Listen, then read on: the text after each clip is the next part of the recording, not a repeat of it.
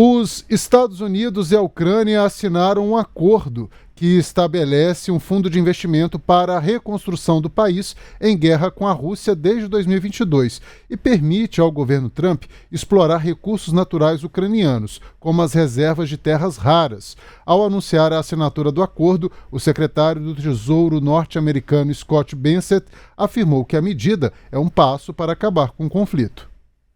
Today's agreement signals clearly to Russian leadership that the Trump administration is committed to a peace process centered on a free, sovereign, and prosperous Ukraine over the long term. It's time for this cruel and senseless war to end. Então, Frederico Duboc, a gente tem essa fala do secretário do Tesouro americano, a gente tem também teve recentemente o encontro de Donald Trump com Volodymyr Zelensky ainda no velório do Papa Francisco. O que significa esse acordo para o momento atual que os dois países, Rússia e Ucrânia, estão em guerra? Olha, esse é um acordo que visa tentar desbloquear as negociações, né? As negociações no momento, elas estão sendo feitas em triangulação. Os Estados Unidos negociam com a Rússia e negociam com a Ucrânia em separado para poder tentar chegar a um acordo em comum. Você bem lembrou, todo esse acordo hoje que foi fechado, né, no dia 30, ele foi destravado nessa conversa até que chamou a atenção do mundo, tanto pelo local quanto pelo inusitado. Não se esperava que o Donald Trump e o Zelensky, durante o sepultamento do Papa Francisco, a gente sabia que eles iriam se encontrar, eles estariam no mesmo ambiente de vários líderes de Estado, mas não imaginava que eles fossem ter um acordo tão amistoso e tão próximo quanto tiveram. E esse acordo das terras raras, ele já estava vindo há algum tempo, ele já estava sendo preparado. Os Estados Unidos havia feito uma exigência de que houvesse um retorno de 500 bilhões de dólares em ajudas que já haviam sido dadas e que até agora não haviam sido pagos. Então foi feita essa proposta. A proposta que foi assinada ontem, ela é bem simples, né? Nós preparamos uma tabela aqui num slide que mostra que basicamente ele fala o seguinte: novos projetos de exploração mineral vão entrar nesse acordo, então, ou seja, o que já foi discutido hoje não entra, o que a Ucrânia já explora atualmente, já vende, não entra, apenas os novos setores, né? Isso vai ser dividido meio a meio entre Estados Unidos e Ucrânia do que foi explorado nesse acordo. Há também a criação de um fundo para a reconstrução da Ucrânia com recursos dos Estados Unidos e da Ucrânia, com base nessa exploração dos minérios. É um fundo que vai precisar ser bastante grande, porque a estimativa é que a reconstrução da Ucrânia custe algo em torno de $500 bilhão. Para você ter uma ideia, o PIB da Ucrânia no ano passado foi de 180, 185 bilhões de dólares. Ou seja, está em torno de umas 2,5, 3 vezes o valor do que a Ucrânia arrecada até hoje.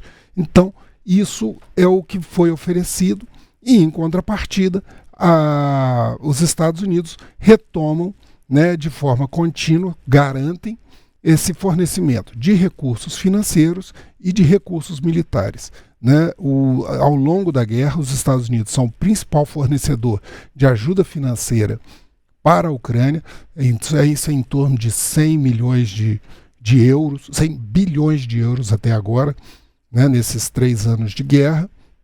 É de longe o maior fornecedor, além de ser um grande fornecedor de armamentos, de plataformas de lançamento e de inteligência para o uso de alvos. Então, esse é o acordo que foi fechado agora, Léo. É interessante porque... E como fica a Rússia nisso tudo, Duboc? Porque a Rússia, a gente imagina também que ela tem um interesse aí de exploração, não é à toa que ela está pegando um território ali também que tem minerais preciosos, né? Sim, sim. A Rússia está negociando de uma segunda parte, né? Ela segura em separado. A principal exigência dela é que a Ucrânia não entre na OTAN.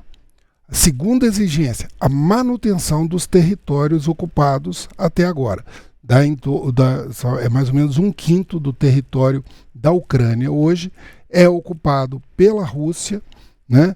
E isso daí garante a posse de territórios como Luhansk, Donetsk, partes de Zaporízhia, Kherson e a Crimeia, que já foi ocupada na Primeira Guerra da Ucrânia em 2014. E isso também tem muito a ver com a questão mineral. A gente vai ter que voltar um pouquinho aqui para poder explicar o que é essa questão, e aí eu retomo aqui falando por que isso é importante do ponto de vista mineral. Nós temos um mapa que mostra esses recursos da Ucrânia hoje, né, disponíveis. Vocês podem ver que essa parte toda aqui numa cor diferente é a parte ocupada pela Rússia. Esses outros aqui de destaque são vários dos minerais que são explorados, como grafite, como lítio, urânio, titânio e terras raras. Nós podemos ver que essa parte aqui tem boa concentração, tanto de titânio, que é um metal muito usado em aviões e outros armamentos. E está em roxo, né, Duboc? Isso. E as terras raras. Você vê aqui que uma boa parte das terras raras estão em território dominado hoje pela Rússia. Isso não só. A estimativa é que a Ucrânia tenha em torno de 20 mil depósitos em 117 diferentes materiais. Somente 15% dele já foi explorado até hoje. Então tem muito mineral ainda para ser explorado na Ucrânia. Aí entram algumas informações também. Nesse acordo também entram gás e petróleo, novas reservas que podem ser exploradas. A Ucrânia tem reservas de mais de 9 bilhões de toneladas equivalentes de óleo e 5,4 trilhões de metros cúbicos de gás. Para você ter uma ideia, isso seria quase 10 vezes o consumo anual de gás de toda a Europa, né, ocidental, a partir da Polônia em diante, até Portugal. Então, você imagina o que isso é valioso. Mas, aí voltando à questão do do papel da Rússia. A Rússia domina hoje mais de 40% dessas reservas minerais da Ucrânia. Para você ter uma ideia, tem uma região chamada Donbas, que é mais ou menos aqui no alto, certo? Que concentra maior parte do carvão, ou seja, em torno de 63% do carvão da Ucrânia, e é muito rico também em ferro. Na região mais aqui abaixo, na Crimeia, fica muito próximo, ficam as maiores bacias de gás e de petróleo. Então, esse controle, além de estrategicamente é importante para a Rússia, também economicamente é importante. Então, está se discutindo, no ponto de vista mineral, a possibilidade de uma paz na Ucrânia faz todo sentido, porque tem muita coisa em jogo ali dos interesses econômicos e estratégicos, tanto da Rússia, quanto da Europa, quanto dos Estados Unidos. E, obviamente, da Ucrânia, que tem seu território invadido. Agora, Fred, eu acho um fator que eu acho interessante é que quando o Donald Trump tomou posse lá em janeiro, ele dizia que ia acabar com a guerra muito rapidamente, né? Passava uma imagem de que até ia resolver esse problema com muita facilidade. E depois ele bateu de frente com a realidade, já que tanto Rússia como Ucrânia têm pontos que consideram inegociáveis e agora vai firmando esses acordos que envolvem aí o comércio e tudo mais.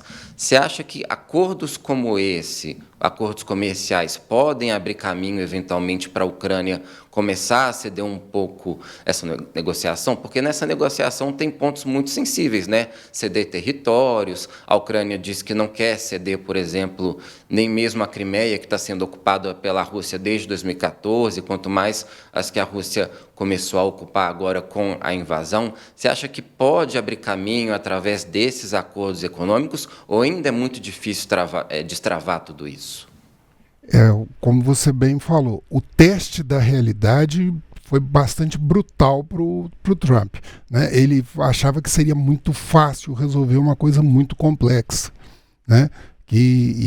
A realidade normalmente sufoca. E ele tem abordado todos esses problemas, tanto do Oriente Médio quanto da Ucrânia, de um ponto de vista mercantilista. O aspecto mercantilista, Levi, é muito pouco para poder garantir um sucesso nesse acordo. O que está pesando para Zelensky é exatamente o fato de que, se ele perder aquela ajuda financeira e principalmente os recursos militares de observação, comunicação e inteligência fornecidos pelos Estados Unidos, a chance dele de se contrapor à superioridade numérica da Rússia é muito baixa. Então, ele está aceitando abrir mão de algumas coisas, no caso, os recursos não explorados, os recursos minerais não explorados, em favor de um recurso real que ele precisa para se contrapor, nesse momento, à Rússia. No longo prazo, ele pode sentir muito o peso de abrir mão de recursos que vão ser muito necessários para a reconstrução do país, né? E nada garante que, passado esse momento, imagine que consiga-se no curto prazo um acordo de paz. Não é garantia de que no futuro a rivalidade volte a crescer e a Ucrânia volte a ser ameaçada por pretensões territoriais que Putin claramente tem sobre o seu rival regional, que é a Ucrânia.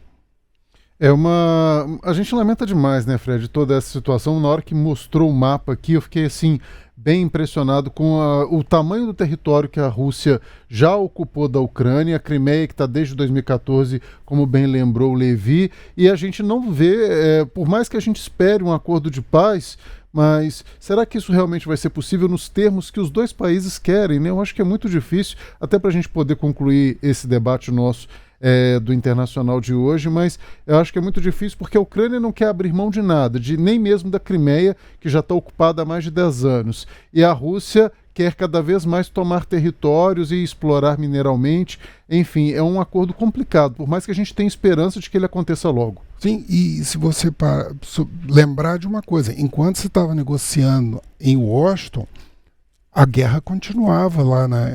Nessa noite do dia 30 para o dia 1º, foram pelo menos 5 mísseis balísticos, mais 170 drones lançados contra cidades ucranianas e também drones ucranianos lançados contra cidades russas. A informação de que pelo menos 7 pessoas tenham morrido numa cidade russa mais próxima da fronteira nesses ataques. Então, a possibilidade de um acordo econômico-comercial, como bem falou o Levi, é muito pouco para superar toda essa hostilidade e toda esse ódio, né, que emergiu de um conflito agora que já dura 3 anos.